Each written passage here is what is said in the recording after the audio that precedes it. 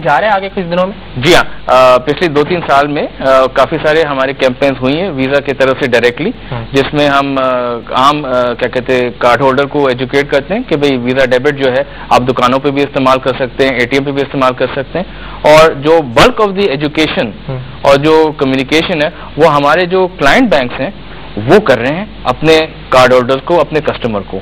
Because जब customer आते हैं उनके बैंक में तो जब गुफ्तगू होती है ब्रांच स्टाफ के साथ, वहां सबसे ज्यादा क्या कहते हैं इंफॉर्मेशन वो दिया जा रहा है कि भाई आप इस्तेमाल कर सकते हैं दुकानों पे।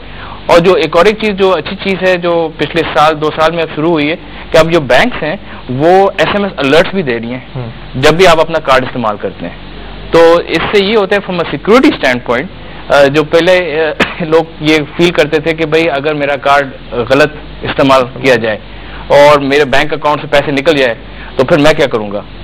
तो अब बैंक्स, काफी सारे बैंक्स जो हैं जो वीजा कार्ड इशू करते हैं, जब भी आप अपना कार्ड इस्तेमाल कर रहे हैं दुकान पे तो मोस्ट बैंक जो हैं आपको एक SMS अलर्ट भेज रहे हैं। सही, वो भेजते हैं और बताते हैं कि आपने ये परचेज करा या फिर कुछ भी जो आपने किया, आपकी जो कंजम्पशन थी उसको फौरन आपको SMS अलर्ट के जरिए बता दिया जाता है सर। अच्छा, ये जो सिक्योरिटी एस्पेक्ट इसका है, सिक्योरिटी एस्पेक्ट को सामने रखते हुए मतलब किस हद तक जिम्मेदारी आयद होती है जब कोई अगर कस्टमर के साथ कंप्लेंट होती है या उसके जहन में खदशात है सिक्योरिटी के हवाले से, तो जिम्मेदार किस हद तक ठहरा सकता है बैंक को या फिर आपको अगर सिक्योरिटी का कोई मसला आता है उसके साथ, यानी उसके अकाउंट से गलत ट्रांजेक्शन या तो हो जाती है जो वो चाहता नहीं है लेकिन हो जाती है, या फिर उसका नंबर किसी तक पहुंच जाता है और वो पैसे निकलवा लेता है, या कोई भी ऐसा रिस्क होता है इस पर, तो जिम्मेदारी किस पर आयद होती है इन तमाम सूरत-ए-हाल की? ये आपने बहुत ही अहम सवाल किया जिसके अंदर जो मैसेज आने चाहिए आपके व्यूअर्स को वो ये है कि जिम्मेदारी जो है ना वो हम सब की है, कार्ड होल्डर की है, अच्छा, बैंक की है और मर्चेंट की है। जो भी इस पूरे सिस्टम में जो कॉन्टैक्ट आ रहे हैं कार्ड के, हम सबकी जिम्मेदारी है, पूरे चेन के अंदर सबकी जिम्मेदारी है।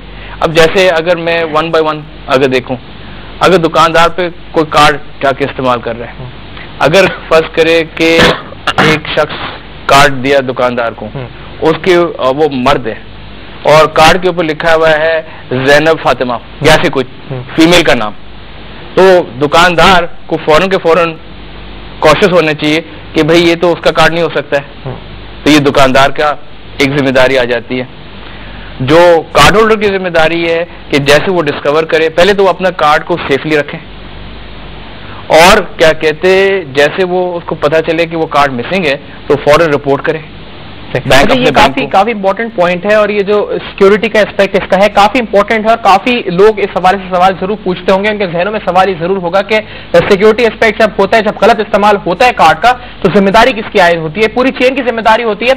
आमिर पाशा साहब से गुफ्तगू जारी रखेंगे, एक छोटे से ब्रेक के बाद मजीद जानेंगे इस कार्ड के हवाले से कि इसका इस्तेमाल, क्योंकि जिस तरह डिफॉल्ट होते हैं क्रेडिट कार्ड में, तो बहुत से लोग का परसेप्शन जो होता है क्रेडिट कार्ड के हवाले से वो गिर जाता है जब कोई डिफॉल्ट होता है, उससे घर पे बैंक आता है पैसे मांगने के लिए, तो इसका जो परसेप्शन ओवरऑल होता है क्रेडिट कार्ड का वो भी इस वक्त हमें गिरता हुआ नजर आता है। ये जिम्मेदारी किसकी आयद होती है कि क्रेडिट कार्ड का इस्तेमाल अपनी बाइंग हैबिट्स को सही तरीके से करें और ताकि डिफॉल्ट हो तो उसकी जिम्मेदारी आयद तो आपके ऊपर होती है लेकिन उसका परसेप्शन खराब ना हो। ये सब कुछ जानेंगे एक छोटे से ब्रेक के बाद। हमारे साथ रहेगा नाफा कारोबार।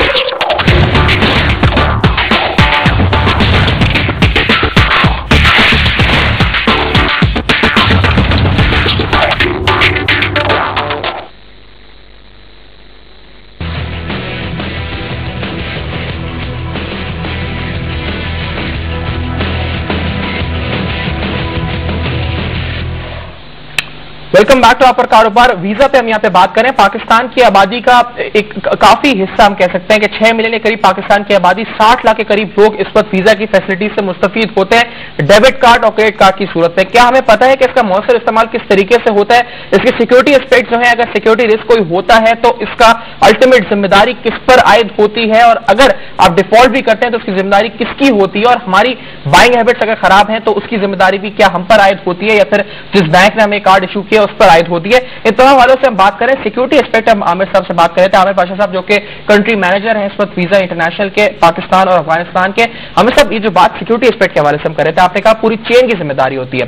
तो पहले मैं चाहूंगा ये चीज क्लियर करिएगा आप, क्योंकि लोगों के जहन में ये भी होता है क्योंकि कार्ड के ऊपर वीजा लिखा होता है। कार्ड के ऊपर वीजा लिखने का मतलब यह है कि कार्ड आपने इशू किया या बैंक ने इशू किया। पहले ये क्लैरिटी अगर हो जाए, वो क्योंकि बहुत से लोग ये समझते हैं कार्ड आप इशू कर रहे हैं, सर बैंक इशू नहीं कर रहा कार्ड। ये नहीं, कार्ड जो तमाम कार्ड हैं वो बैंक इशू करते हैं। अच्छा, वीजा जो है हम प्रोवाइड करते हैं पूरी जो सर्विसेज, ये जहां कार्ड इस्तेमाल हो सकता है, settlement between the two banks जहां कार्ड इस्तेमाल हो रहा है, तो हम जो है वो ट्रांजैक्शन सर्विसेज को प्रोवाइड कर रहे हैं। बैक एंड पे वीजा सब सिस्टम को एनेबल कर रहा है, जिससे आपकी ट्रांजैक्शन आपको पता ही नहीं चलता। आप यहाँ से जाते हैं, आपका लोकल बैंक का कार्ड है, आप जाते हैं दुबई में अपना कार्ड इस्तेमाल करते हैं, वो आराम से कार्ड इस्तेमाल हो जाता है। उसके पीछे जो है वो वीजा है। अच्छे सुकून से आपके ट्रांजैक्शन है।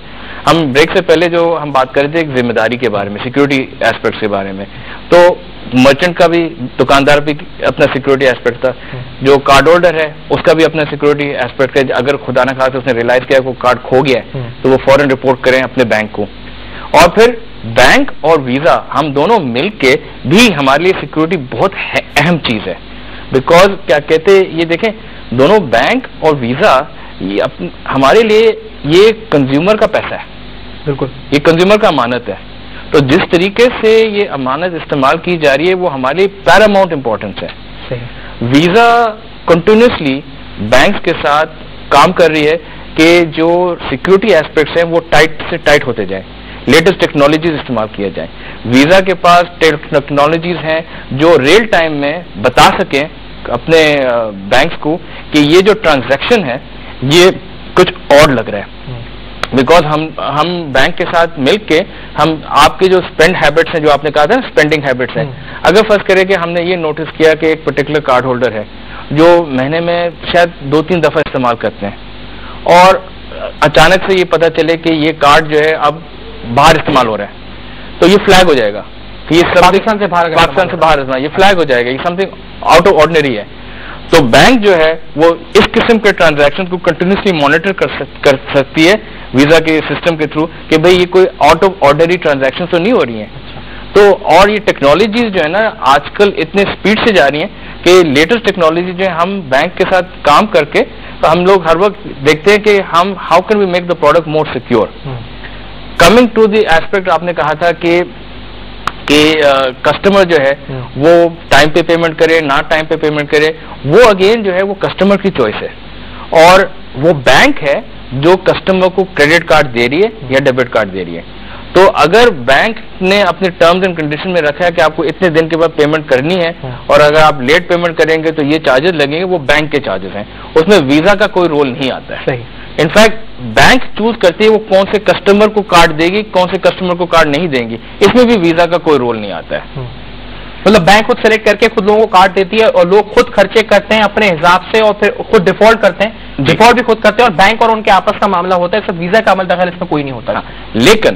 लेकिन हम ये चाहते हैं कि हम वीजा जो है ना वो मैक्सिमम बेनिफिट हर एक जो इस चेन के अंदर है, हम चाहते हैं कि मैक्सिमम बेनिफिट हम वीजा की तरफ से उनको मिले।